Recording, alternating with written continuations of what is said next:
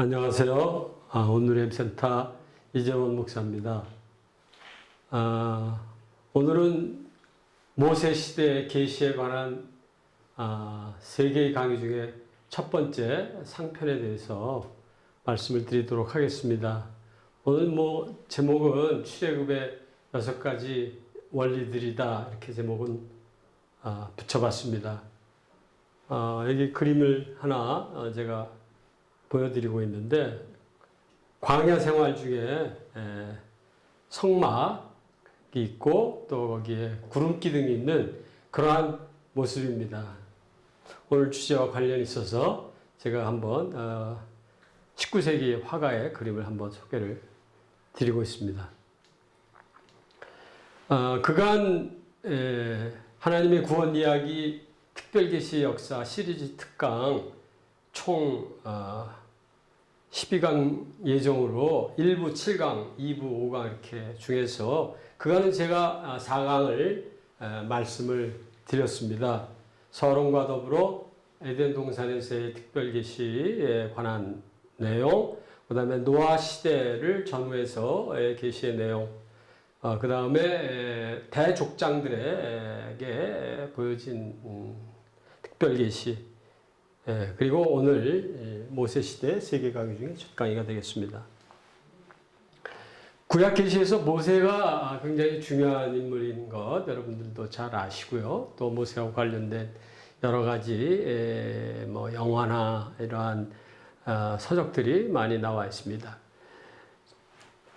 성경의 처음 5가지 책, 창세기부터 신명기까지 모세 오경이라고 흔히들 부르는 이 책 속에 이 백성들의, 이스라엘 백성들의 위대한, 히브리인들의 위대한 종교적 지도자로서의 모습이 잘 서술되어 있습니다. 특히 선지서들 가운데 기록 선지자, 선지자들이 여럿 있었지만 기록으로 남기기 시작했던 그 시점에 있었던 초기 기록 선지자 중에 아모스, 호세아, 서해 글 속에서도 모세가 최고의 위치를 차지하고 있습니다.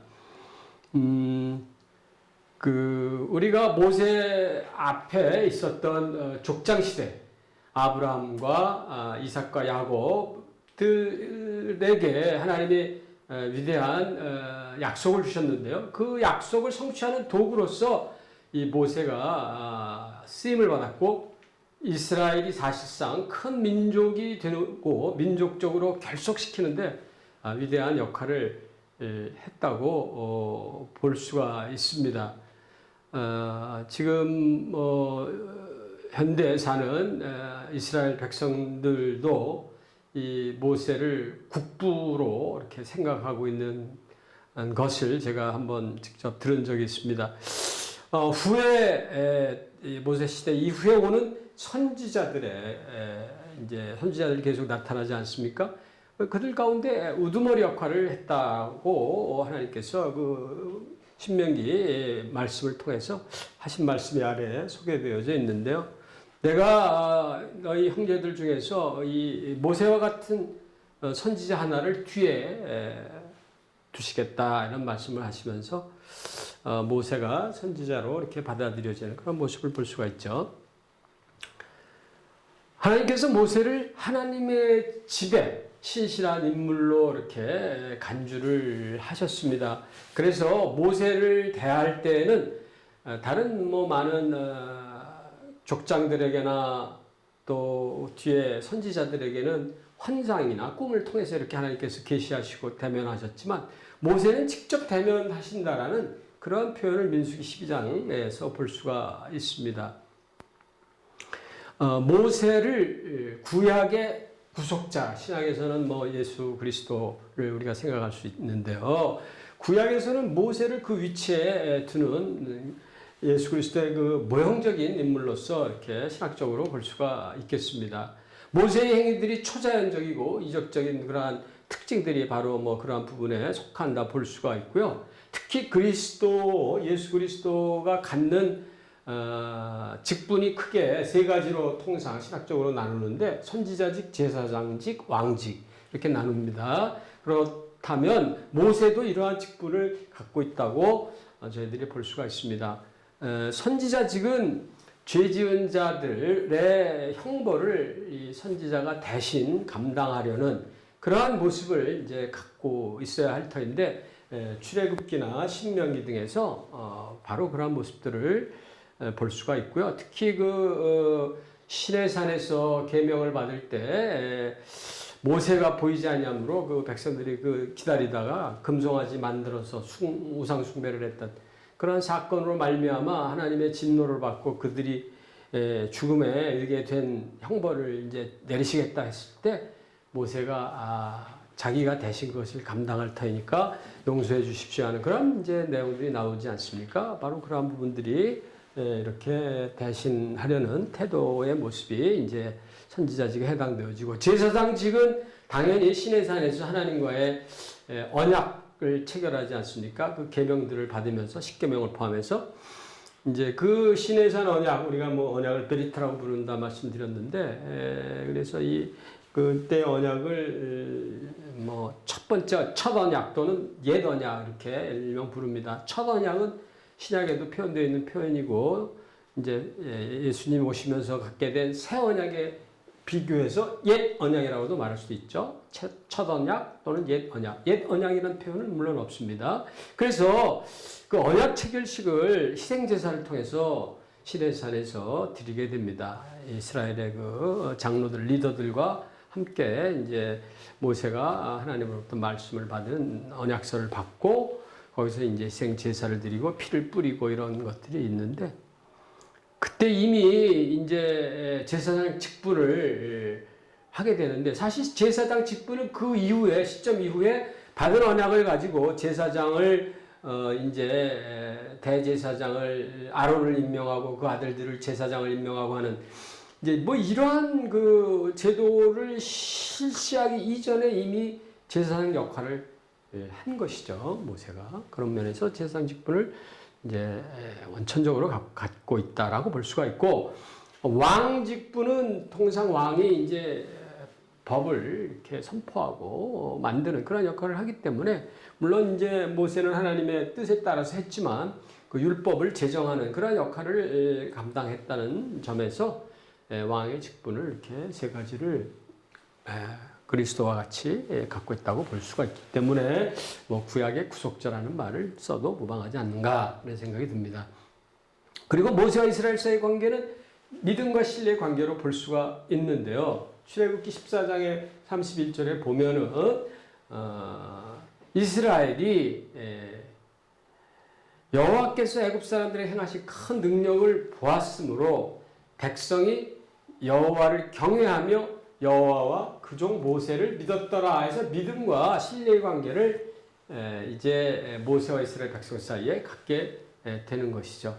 근데 이 관계는 신약에서 고린도전서에 보면은 바울이 이 글을 쓰지 않았습니까? 편지글을. 여기에서 보면은 모세에게 속하여 구름과 바다에서 세례를 받았다. 그리고 광야에서 신령한 음식, 뭐 만나 같은 걸 먹고 신령한 음료, 바위를 명령해서 거기서 물이 나왔는데 그 신령한 반석은 그리스도라 해서 그 마신 물을 신령한 음료라고 표현을 했습니다. 그래서 광야에서 여기서 구름과 바다 속에서 세례를 받았다는 게, 신약에서도 보면은 세례를 받는 것이 갖는 의미가 예수 그리스도가 나를 구원해 주셨다는 그의 구주 되심을 인정하고 그것을 어떤 의식을 통해서 그 믿음을 표현하는 것 아닙니까? 또 그리스도와의 연합을 거기서 우리가 통상 신학적으로 이제 말을 할 수가, 연합되었다라고 말을 할 수가 있는데, 그래서 바로 이제 그리스도를 중심으로 해서 친밀한 관계가 이 세례를 통해서 맺어지는, 믿음과 신뢰 관계가 맺어지는 그런 것이 모세와 이스라엘 백성 사이에 구약의 그 광야에서의 있었던 일을 이렇게 세례에 비유하면서 우리가 생각을 해보면 믿음과 신뢰의 관계는 출애굽기 14장의 말씀도 있지만 당연히 그런 관계일 것으로 우리가 볼 수가 있겠습니다. 모세 시대의 계시 형식에 대해서 먼저 말씀을 드려보면 직접적인 계시 형식으로 아까 말씀을 드렸는데요. 하나님이 뭐 대면하셨다 이런 표현을 이제 우리가 쓰지만 실제 뭐 이것이 얼굴을 직접 눈으로 봤다 이런 하나님 얼굴을 봤다 그런 뜻이 아니죠. 이거는 이제 그럼 죽죠. 성경에 의하면. 그래서 그것과 동일한 그런 친밀한 그 만남을 이제 표현했다고 볼 수가 있고, 기타 이러한 직접적인 대면을 엿볼 수 있는 그러한 성경의 표현은 내종 모세, 주인이 행하는 모든 일을 다 맡는다는 의미에서 여기서 종이라는 의미가 있죠. 뭐 진짜 그 노예 같은 그런 종의 뜻이 아니고요, 충성을 다하는 그런 사람으로서. 또 여호와의 종이라는 표현, 이런 표현이 이제 모세에게도 주어졌는데, 이 표현은 사실 이사야서 53장에 49장부터 이렇게 나오는 그 메시아에 대한 설명 가운데 이제 메시아를 종으로 표현하는데, 거기서 쓰여지는 그 표현이 이미 구약 초반부에 이 모세에 대해서 모세오경에서 이렇게 쓰여진 것들을 우리가 보면서 하나님이 직접적으로 이렇게 만나시는 그런 모습으로 이해를 할 수가 있고, 또 그 시내산 첫 언약 체결 때에 이제 희생제사 다 끝나고 그 화목제물 형태로 그 희생제물을 먹으면서 시간을 보내면서 이제 나오는 모습이 여기 출애굽기 24장 10절에 나오는데요. 그때 그 이스라엘의 그 언약식에 참여했던 그 장로 리더들이 이스라엘의 하나님을 이렇게 보는 모습이 그려져 있습니다. 그리고 그의 발언은 청옥 같았다 이런 이제 표현들을 통해서 모세가 하나님을 직접적으로 뵙는 그러한 영광을 누렸을 것으로 볼 수가 있습니다. 또한 모세가 이제 하나님과의 관계 속에서 받는 계시의 간접적인 형태로는 여기에 있는 네 가지 정도의 것을 통해서 그가 그 사역하는 가운데 하나님의 임재를 경험했던 거죠. 구름 기둥, 불 기둥, 여호와의 사자, 또 여호와의 이름, 여호와의 얼굴, 이런 표현들의 성경 본문 속에서 함께 이렇게 하나님께서 하셨던 모습들, 또 백성들과 함께 거하시고자 하는 하나님의 그 궁극적인 의도들이 이제 이 하나님의 임재 통해서 우리가 깨달을 수 있습니다. 여기 성경 몇 구절을 제가 이렇게 제시를 했습니다. 광야를 갈 때 낮에는 구름 기둥으로 아까 첫 슬라이드의 그림, 화가의 그림을 19세기 화가의 그림 보여드렸는데요. 그 길을 인도하시고 불기둥을 또 밤에는 이렇게 그들에게 비추셔서 또 안내하셨던 그러한 모습이 백성들 앞에서 떠나지 아니하였다 이런 표현들이 또 있고요. 여기에 뭐 여기 이집트 군대와 관련돼서 하나님께서 이제 이 불기둥을 통해서 이렇게 또 구름기둥을 통해서 그걸 보였다가 감추셨다가 해서 이쪽에서는 하나님이 인도하시고 저쪽은 그들이 가까이 오지 못하도록 하는 이러한 일들을 하나님이 이 구름기둥 자체가 하나님이다가 아니라 하나님이 임재하실 때 구름기둥이 있었다는 것이죠. 하나님의 현현을 증거할 수 있는 그러한 이제 물리적인 현상들로 볼 수가 있습니다. 예. 여호와의 영광이 구름 속에 나타났다 해서 이것은 이제 하나님의 현현을 암시하기보다 제시하는 그러한 물증이 되는 것이죠. 그래서 여호와께서 어떤 현상 속에서 이제 임재하신 것을 우리가 앞에서 몇 가지 봤습니다만은 아주 명확하게 진술되어 있는 표현들도 있습니다. 출애굽기 19장 9절에 보면 내가 빽빽한 구름 가운데서 네게 임함은 이렇게 이런 표현들이 하나님 직접 말씀하신 것이죠. 산 위에 여호와의 영광이 드러났다. 아마 여호와의 영광은 뭐 이사야서의 말씀을 좀 통해서 우리가 추정해 볼 수 있는 것은 그 여호와의 영광이 있을 때는 어떤 빛 같은 것들이 있지 않았을까. 그래서 그것을 현현을 분명히 가시적으로 시각적으로 이렇게 확인할 수 있는, 또 때로는 청각을 통해서 또 확인할 수 있는 것으로 볼 수가 있고, 여기 표현을 보면은 맹렬한 불 같았다 이렇게 해서 그게 이제 시각적으로 분명하게 현현을 우리가 확신할 수 있는 것이죠. 때로는 뭐 여호와께서 구름 가운데서 강림하셨다. 이런 표현들도 성경에 있습니다. 또한 출애굽기 이제 시내산 광야에서 그 계시를 받고 성막을 처음 이제 하나님의 계명에 따라서 완성을 했을 때 여호와의 영광이 그 성막을 가득 채웠다. 이런 표현들이 나옵니다. 그래서 또한 솔로몬이 이제 성전을 아버지 다윗의 통해서 내려온 그 유언을 통해서 성전을 완성을 했을 때 성막과 마찬가지로 완성했을 때 여호와의 영광이 충만했다 해서 이 여호와의 영광의 임재를 나타내는 그 히브리적인 표현으로 쉐키나라는 표현들이 있습니다. 신학적으로 많은 사람들이 이 부분이 실제냐 아니냐 이런 얘기들을 이렇게 하기도 하는데요. 이 성경 본문 말씀을 보면 여호와의 임재가 분명히 있었다라고 저희들이 보는 것이 적절하다는 제 개인적인 생각입니다. 하나님의 현현의 또 다른 것은 여호와의 사자입니다. 여호와의 사자는 사실 하나님과 동일하다 이렇게 먼저 말씀을 드릴 수가 있는데요. 출애굽기 3장에 보면은 모세가 이제 애굽에서 달아나서 이제 살 때에 그 호렙산에서 하나님을 만나게 되죠. 그래서 거기 3장 2절부터 말씀이 나오면 떨기나무 가운데서 불꽃을 이렇게 목격을 하게 되고 거기에서 이제 여호와의 사자가 나타났다 이런 표현이 나오는데 2절에 그렇게 표현되어지지만 4절에 보면 여호와께서 이렇게 얘기가 됩니다. 그가 보려고 모세가 보려고 떨기나무 불꽃이 있는데 타지는 않고 불꽃이 있으니까 이게 무엇이지? 하고서 이제 가까이 나올 때 여호와의 앞에는 사자라고 그랬지만 뒤에는 여호와께서 해서 바로 여호와의 사자가 여호와고 그것은 곧 하나님의 현현이다라고 우리가 이제 당연히 말을 할 수가 있겠습니다. 또 그 외에도 23장에 내가 사자를 내 앞에서 보내서 너희들이 가나안 땅으로 가는 모든 것을 내가 인도하고 보호할 것이다. 그런 말씀 속에 나오는 사자도 이제 하나님 자신의 현현을 여기가 암시하는 것이고 민수기 22장에도 그 구약에 나오는 메소포타미아의 그 거짓 선지자 발람 선지자가 있지 않습니까?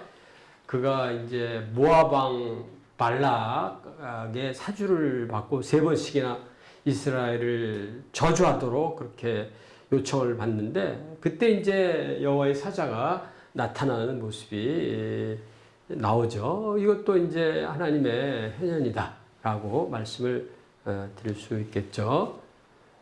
또 다른 하나님의 현현으로 우리가 볼 수 있는 표현들이 모세 시대에 이제 여호와의 이름 또 여호와의 얼굴 이런 표현들이 나옵니다. 그래서 내 이름을 그에게 두겠다.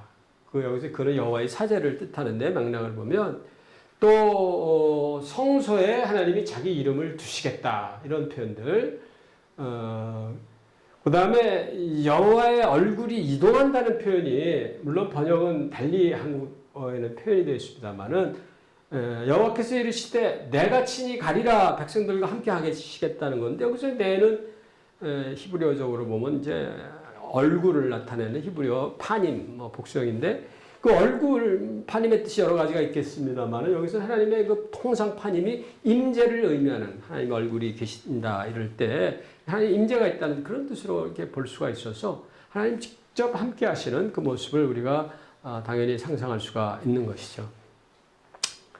그래서 오늘 제가 전체 타이틀을 출애굽의 6가지 원리를 이제부터 곧 말씀드리려는 건데 그 출애굽의 배경을 지금 말씀을 이제 오늘 시간 시작부터 말씀을 드렸고 이제 계시 내용의 중에 그 6가지 원리에 대해서 말씀을 드리고자 합니다.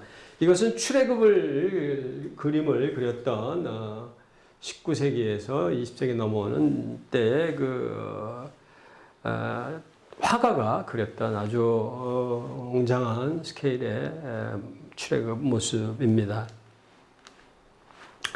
그래서 오늘 말씀드릴 내용이 이제 1번에 해당되어지는데요.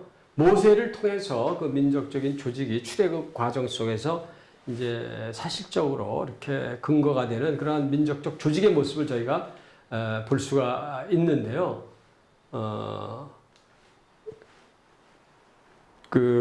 이 모습이 이제 오늘 6가지 원리가 이 속에서 나오고, 그 이후에는 하나님과 이스라엘 사이에 그 언약 체결, 또 신정 정치의 그 체제가 정비되어지고 십계명과 의식법, 이런 순으로 모세 시대의 계시의 내용이 오늘은 뭐 상해에 해당되는 부분입니다만은 중과 하에 걸쳐서 3번에 걸쳐서 나누어서 이제 말씀을 제가 드리고자 합니다. 이 출애굽 사건은 구약의 구속 사건으로 볼 수가 있는데요. 그래서 거기에 포함된 내재된 6가지 그 구원의 원리들이 여기 이제 하나씩 말씀을 시간 중에 드리려 합니다. 첫 번째는 이방 압제, 그 애굽이 있겠죠. 로부터의 구원. 두 번째는 죄로부터의 구원. 세 번째는 하나님의 전능하심. 또 네 번째는 주권적 하나님의 은혜의 계시, 여호와라는 이름, 또 유월절, 이런 순서대로 말씀을 드리겠습니다. 이방 압제로부터의 구원은 구속이 죄와 악의 이 객관적인 영역으로부터의 구원을 여기서 의미한다는 것이죠. 애굽으로부터의 구원은 객관적인 영역에서의 죄와 악으로부터의 구원이다, 이렇게 말씀을 드리는 것이죠. 애굽인들의 권세는 세상에서 있는 죄의 모습의 하나의 전형이다, 이렇게 저희가 볼 수 있겠습니다. 애굽인들이 우상 숭배를 했는데요. 그들의 이면에는 마귀적인 권세가 있는 것이고, 출애굽기 12장 12절의 말씀을 보면 애굽의 모든 신을 내가 심판하겠다라고 하나님이 말씀하시죠. 그런 그 어둠의 권세들이 있다는 것이죠.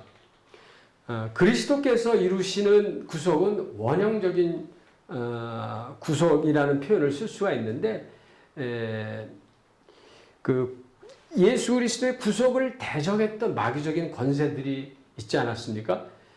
신약에 보면은. 그래서 그러한 마귀적인 권세가 이미 이 애굽이라는 그 나라를 통해서 예수님의 그 혈통의 그 뿌리가 되는 저희가 셈족을 이제 또 앞선 강의에서 하나님의 구속 계보에 있는 셈족을 말씀드렸는데, 이 셈족의 후손들의 이러한 애굽 땅에서의 삶에 그 어둠의 권세를 가지고 노예로 삼아서 오랜 세월 동안 있었던 이러한 세력으로부터 당연히 그런 세력들이 그 히브리인들을 힘들게 당연히 했었을 것입니다. 그래서 이러한 그 죄악된 그 하나님의 백성을 대적하는 세계로부터 단절이 돼야만 하나님의 백성이 될 수 있기 때문에 이제 이 출애굽의 사건이 이루어지게 되는 것이죠. 그래서 그 저변의 첫 번째는 어둠의 권세의 그 세상 권력으로부터 속박으로부터 일단 그 탈출하는, 나와야 하는 그런 이제 구원의 성격을 가지고 있고, 두 번째는 개인의 죄, 여기서는 주관적인 표현을 썼습니다만 로부터도 구원을 받아야 했습니다. 당시 이스라엘 백성들의 종교적인 상태는 어땠을까요? 그들이 아마 셈족의 후손이라는 것을 알았을 만한 흔적들이 좀 있었을 것입니다. 그들의 이름 가운데 야곱의 경우도 이스라엘이라고 엘이 들어가 있는 하나님을 지칭하는 히브리어인데요. 그 복합형 이름들이 그 백성들의 이름 가운데 기록으로 보면 나타나 있기 때문에 자기들이 종교적 전통이 셈족의 전통이라는 걸 어느 정도 느끼고 있었을 거로 볼 수가 있습니다. 그래서 참된 신앙이 완전히 제로로 사라졌다라고 볼 수만은 없을 것이고요. 또한 그 여호와께서 그들의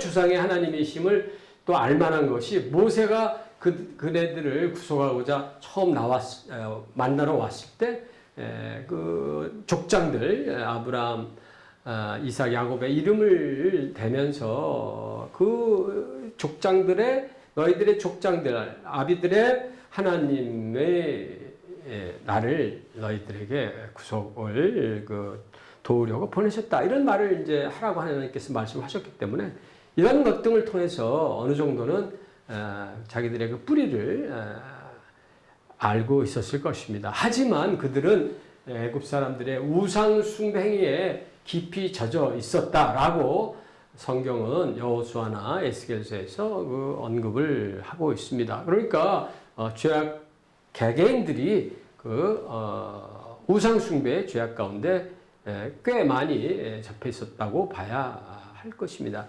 그래서 하나님의 백성의 역사에서 이제 애굽이라는 세력을 통한 외형적인 압제가 겉으로는 있어 보이지만 사실은 그 내적인 주관적인 그러한 죄악의 그 뿌리들이 만연해서 그러한 압제가 있었다라고도 저희가 해석을 해볼 수 있겠습니다. 세 번째는 하나님의 전능하심이 드러난 출애굽의 그 원리인데요.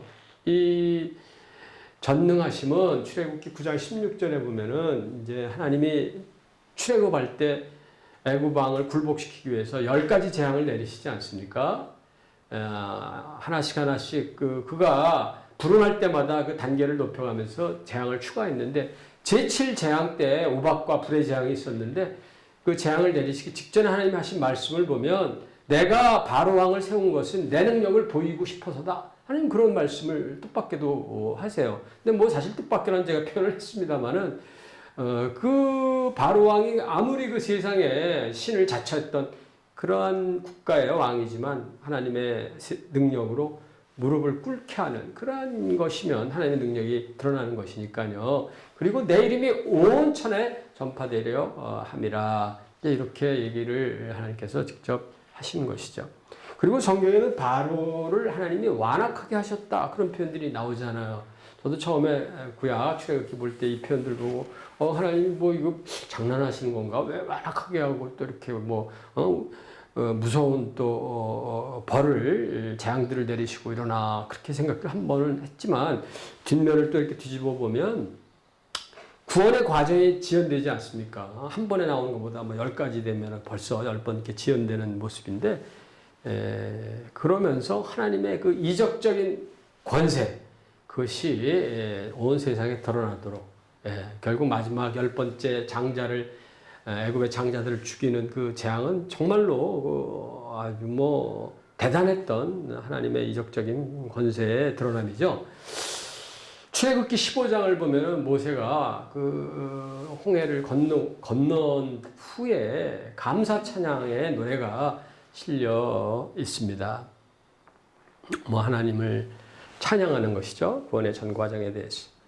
후대의 성경의 시들이 성경의 후대 뭐 시편을 포함해서 여러 뒤에 글들이 나올 때에도 이 출애굽과 관련된 여호와의 전능하심이 늘 항상 연관되어서 노래되어지고 나오는 것을 저희들이 볼 수가 있습니다.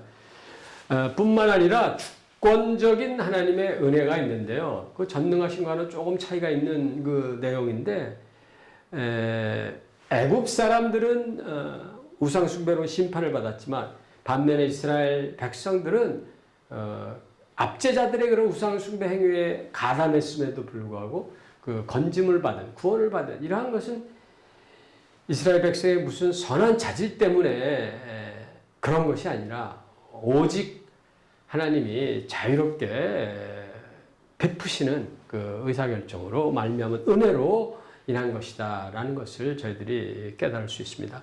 또 하나님께서 뭐 아들이라는 표현도 쓰시고 내가 내 백성을 안다.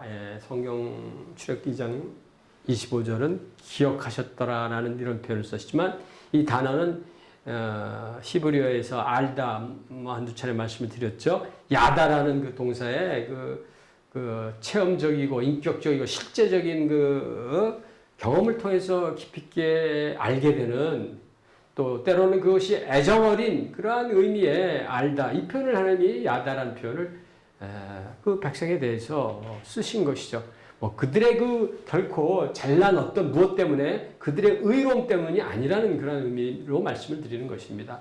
또 내가 내 백성을 택했다. 그게 하나님의 전적인 주권적 그래서 은혜가 되는 것이죠. 그런 것이 이 출애굽 이제 원리 가운데 네 번째로 우리가 생각을 해볼 수가 있고 이제 출애굽 때도 그렇고 신명기나 모세오경에도 언급이 되어 있지만 구약에서 하나님이 그 백성을 구속하셨다라는 표현이 우리 성경에 나와 있는데요. 그 뜻은 전에 내 것이었던 걸 잠시 이렇게 이제 하나님이 관계가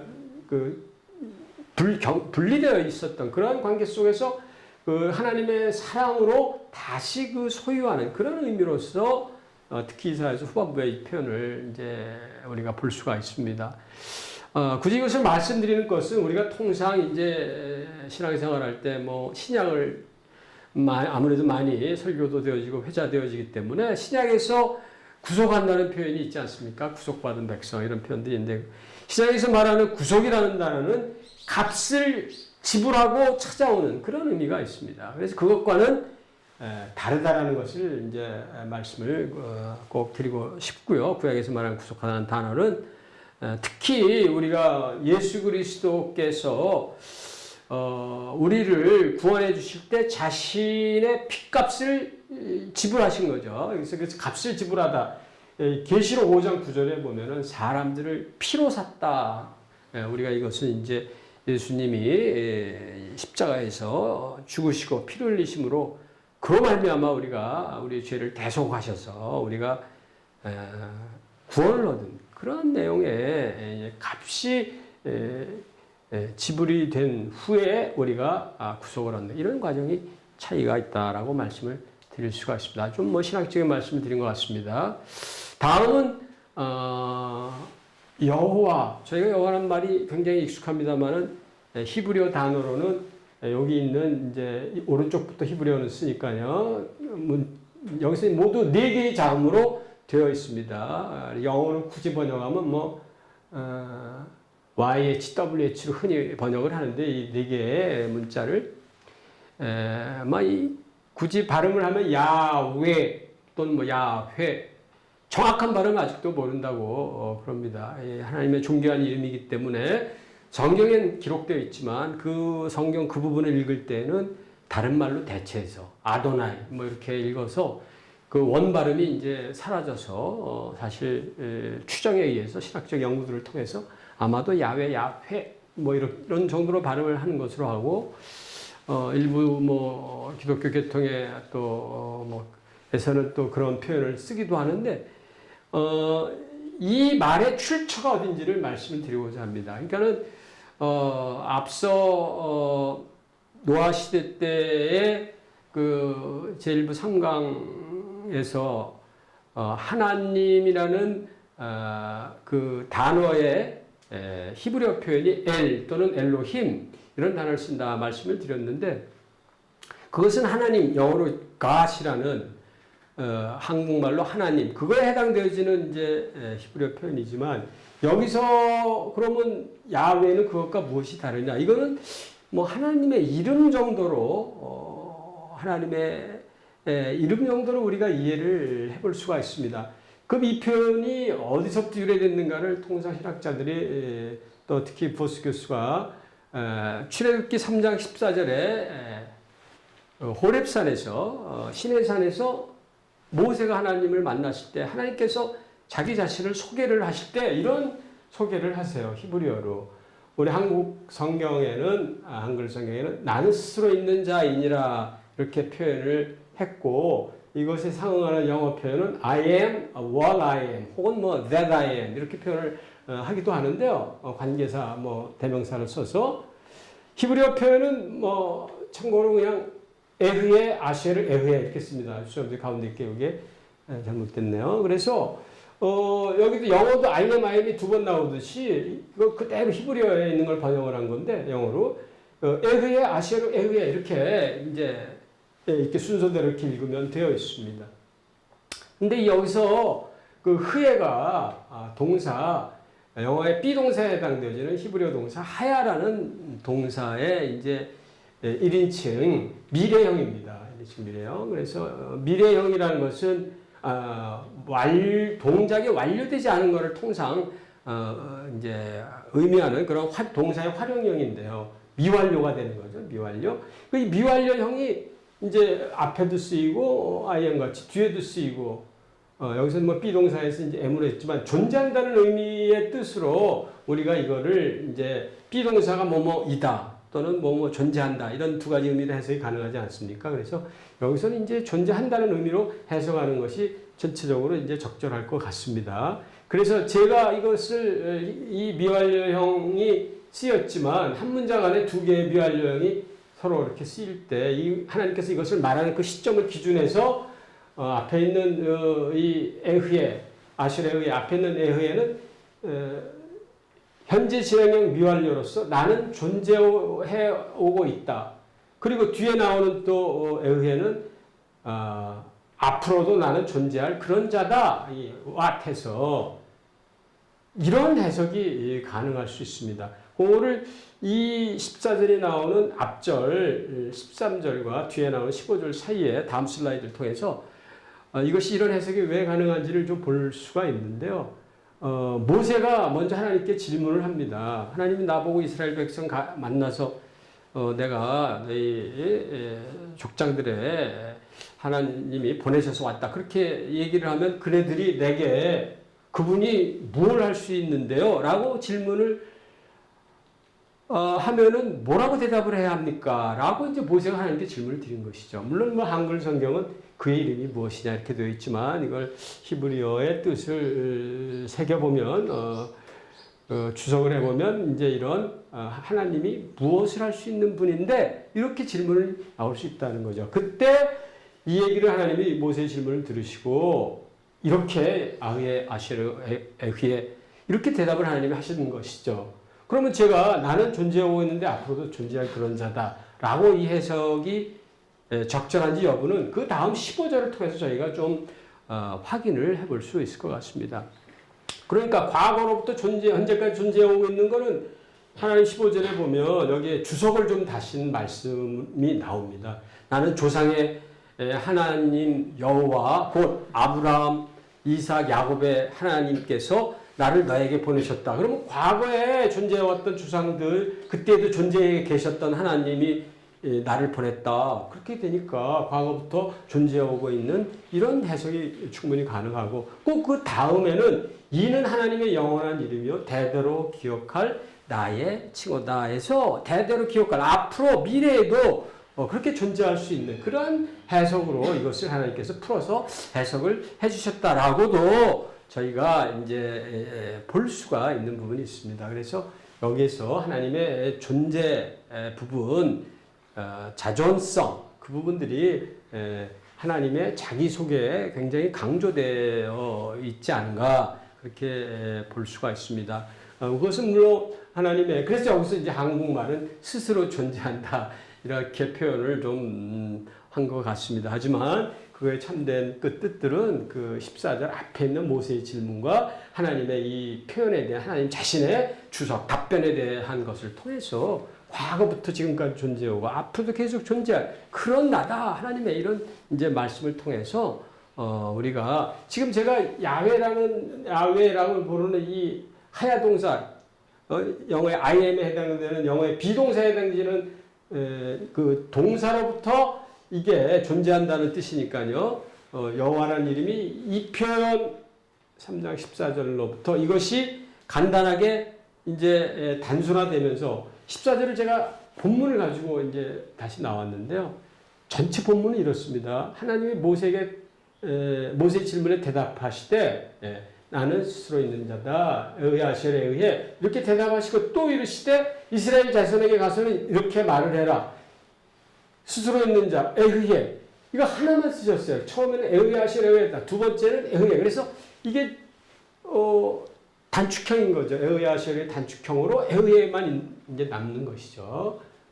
그래서 여기에서 이제 흐에가 그 아까 하야 동사니까 이게 비동사에 해당되는 존재한다는 의미로 해석이 됐으니까 그래서 이 하야 동사 이거로부터 이 야훼 이게 이제 애가 1인칭입니다. 미완료에 그래서 3인칭 이제 돼 그래서 되흐에가 돼가지고 거기서부터 야훼 또는 야훼가 되지 않았을까 이 신학자들의 그 추론인데요. 저는 단지 아까 과거로부터 존재하고 이 3장 앞절, 14절, 13절과 15절 전체를 통해서 제가 한번 그렇게 과거로부터 존재하고 앞으로도 존재할 그런 자다라는 그런 해석을 제가 한번 해서 여러분에게 소개를 드립니다. 말이 좀 길게 정확하게 설명이 좀 됐습니다만은 이러한 의미로 보면 이 야베, 영어로 YHWH 자음만으로 히브리인들은 원래 글이 자음으로만 되어 있지 않습니까? 그래서 그 이름이 담고 있는 주된 의미는 그게 하야라는 하야 동사의 비동사 이 존재한다라는 그런 의미로부터 이게 간단히 그 의미로부터 나왔다 간단히 이제 생각을 해보면서 이 단어 하나님의 이름 속에 하나님의 어떤 성품이 담겨 있을까? 아까 길게 에흐에 아시라에 의해 말씀드렸습니다만 불변, 과거로부터 또 지금까지 존재하고 앞으로도 그렇게 존재하는 그런 하나님의 불변, 또 하나님의 너희 조상들 누구의 하나님이다. 그런 어떤 신실하심, 이런 것들이 다 내재된 그러한 의미가 아까 말씀드렸던 자존성, 자주성, 하나님의 구원의 주권적인 능력 그런 것들이 이 이름 하나에 다 내재되어 있지 않나 하는 그러한 우리가 이해를 좀 해볼 수가 있을 것 같습니다. 이 야훼라는 이름의 다양한 호칭들이 지금 쭉 있는데 제가 여호와는 우리 한글 성경에서 쓰고 있는 것인데요. 원래 아까 제가 말씀드렸던 야훼 YHWH로 볼 수 또는 야훼 이렇게 될 텐데 이 단어 대신 아도나이라는 그 이름으로 실제 불렀다고 그러지 않았습니까? 하나님의 존귀한 이름 때문에 그 아도나임의 여기 제가 보라색으로 이렇게 색칠한 게 모음입니다. 뒤에 후세 이제 히브리어 성경 랍비들이 그 모세를 이렇게 모음을 이렇게 발음하기 좋게 붙였는데요. 이 모음 세 개가 그대로 야훼 같이 이렇게 붙으면서 이게 몸이 여기 붙으면서 이렇게 되면서 이게 예호바 이렇게 읽히고 이게 여호와, 제호바 영어로 이렇게 이게 돼서 지금 영어 성경 중에는 제호바라는 단어로 이렇게 구약의 히브리어에 하나님의 야훼라는 그 자리에 히브리어 성경 그 자리에 제호바 이렇게 쓰는 성경들도 있고요. 그게 킹 제임스나 아메리칸 스탠다드 ASB나 이렇게 있고 대부분은 이제 로드라는 이름, 주님이라는 아도나이를 번역하면 이제 로드이기 때문에 로드를 쓰기도 이렇게 하는 것이죠. 그리고 히브리어 성경이 이제 BC 한 2, 3세기에 처음으로 헬라어, 당시 그리스어죠. 그 국제 언어로 고대 근동에 있었던 중동에 있었던 거기에 이 헬라어로 번역되어지는 헬라어 성경 그 유대인 디아스포라를 위해서 이제 그 헬라어가 당시 국제어이기 때문에 흩어진 유대인들이 성경을 모국어를 다 잊어버리고 해서 성경을 교육을 할 필요로 아마 이걸 만들었을 터인데요. 거기 그 헬라어 성경엔 이게 큐리오스라는 단어를 쓰고 있습니다. 근데 그게 히브리어 성경에서 이제 아도나이라고 부르는 그 자리에 큐리오스를 대체해서 번역을 한 것이죠. 네.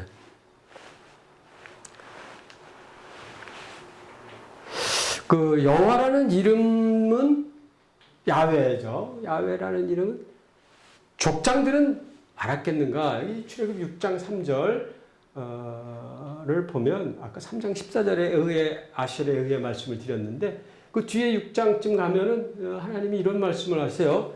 나의 이름을 여호와로 그 족장들에게는 알리지 아니했다. 이렇게 얘기하시고 오직 나는 전능의 하나님 제가 한번 말씀드렸죠. 엘샤다이라는 히브리어의 창세기 17장 1절에 나온 그렇게는 내가 나타났지만 이렇게 하나님의 존재성을 중심으로 해서 표현된 이 나의 이름이라고 하나님이 얘기하세요. 그래서 엘로힘의 그 네임 이름이다. 이름 야훼를 알리지 않았다. 근데 이게 정말로 단어를 몰랐겠는가 그런 뜻이라기보다는 이 족장들이 모세 시대에 이르러서 출애굽 그 과정 중에 하나님과 이렇게 함께 경험이 많은 일들이 일어나잖아요. 인격적으로 하나님을 또 배반했다가 하나님 징계도 받았다가 하나님과 함께 하면서 실질적인 하나님에 대한 지식과 경험을 이렇게 소유한 것처럼 그 정도의 수준의 경험은 못했으니까 그 족장들은 알리지 않았다를 그렇게 해석을 좀 더 경험이 그네들은 풍성치 못했을 것이다. 모세처럼 깊이 있지는 못했을 것이다. 이렇게 우리가 이해를 할 수가 있겠습니다. 아까 말씀드렸던 이제 야다 동사 영어에 이제 노우로 흔히 영어 성경에 번역을 하는데 그래서 여기서도 그 표현이 내가 그들에게 족장들에게 알리지 않았다 했을 때 여기서 사용된 동사가 야다 동사입니다. 예.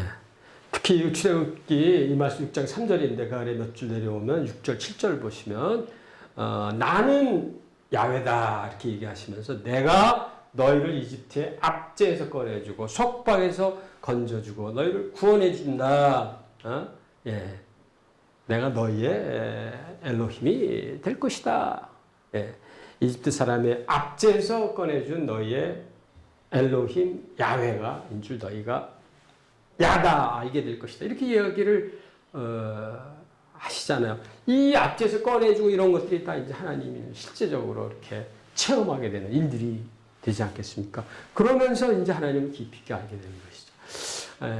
여러분과 또 제가 하나님과의 많은 교제 가운데 하나님을 인격적으로 체험하고 애정어린 하나님의 내가 너를 안다 이런 음성을 듣는 귀한 은혜가 여러분들 가운데도 있기를 축원드립니다. 마지막 출애굽의 6가지 원리의 마지막 원리는 유월절인데요. 여러분이 뭐 유월절에 대해서 뭐 찬양 노래들도 있고 잘 알고 계실 겁니다. 이 유월절은 출애굽하기 전날 밤에 하나님이 제정하신 희생제사를 드리면서 그 양의 피를 문을 매다는 그 틀에 좌우 기둥과 위에 임방 또 양쪽에 있는 거 문설주라고 부르죠. 그래서 거기에 이렇게 피를 바르면 그 애굽의 장자를 죽이는 그 죽음의 그 기운들이 이스라엘 백성의 그 집은 건너뛴다, pass over 해서 이제 이 유월절이라는 뜻이 있지 않습니까? 근데 하나님이 아까 그 은혜로 구원을 해주셨다 그런 말을 우리가 배웠지만 원리 가운데 하나로 주권적 은혜 그럼에도 불구하고 속죄의 그 행위는 반드시 수반이 돼야 한다는 것이 여기에 나타난 것입니다. 그러니까 우리가 하나님의 은혜를 받고 신앙생활을 하지만 우리가 죄가 있을 때는 그 죄의 문제가 반드시 해결되어지는 그러한 원리가 이미 출애굽 때 제정이 되어 있다고 저희가 분명하게 또 깨달아 볼 수가 있겠습니다. 네. 그래서 유월절 제사를 하나님께서 출애굽할 때 제정을 하시고 이 유월절 제사는 광야 40년 시간을 보낼 때는 할 수가 없었죠. 그리고 이제 처음 가나안 땅에 들어가서 첫 유월절 제사를 드리게 됩니다. 그리고 이것은 단순한 희생제사, 유대인들의 제사법에 이제 그 레위기에 모세 시대 마지막에 좀 잠깐 이제 소개를 좀 더 드릴 텐데요. 5대 제사가 있습니다. 5대 제사 가운데 뭐 대표적인 것이 속죄제라는 이제 죄를 지은 거를 이제 속하는 그 속죄제, 속건제가 이렇게 있고 화목제가 있고 번제와 소제 해서 이제 5대 제사인데 그 속죄제 같은 죄는 희생제사의 제물을 그 헌제자가 먹을 수 없었습니다. 번제 같은 건 뭐 가죽을 벗기고 나머지 다 태워버려야 했고요. 번제단에서. 그렇지만 화목제만큼은 하나님이 그것을 헌제자가 이렇게 먹을 수 있도록 그렇게 하셨는데 이 유월절 희생제사는 5대 제사의 그 표현 속엔 들어가 있지 않지만 그 제사를 희생제물을 먹을 수 있도록 하셨어요. 그때 뭐 쓴나물도 같이 먹어라 그 고난을 상징한다고 흔히 해석을 하는데 그래서 지금 이 유월절 제사라는 표현을 썼지만 제사는 민족적 축제 성격으로 가족 단위로 보내면서 저희들 뭐 글쎄요 한 추석 정도 될지 모르겠네요. 그네들의 음식들이 있고 그것을 제사를 지내고 이제 먹는 그러한 그 의미가 있습니다. 그래서 화목제 성격이 있다는 말씀을 드리고자 하는 것이죠. 6월절 제사 가운데 그 화목제 이 사상은 그 화목 제물을 먹으면서 그 하나님과의 그 평화와 복락의 상태에 있는 그 교제의 모습을 보여주는 것이다라고 그렇게 말씀을 드릴 수가 있겠습니다. 네, 수고하셨습니다. 오늘 강의 여기서 마치도록 하겠습니다. 감사합니다.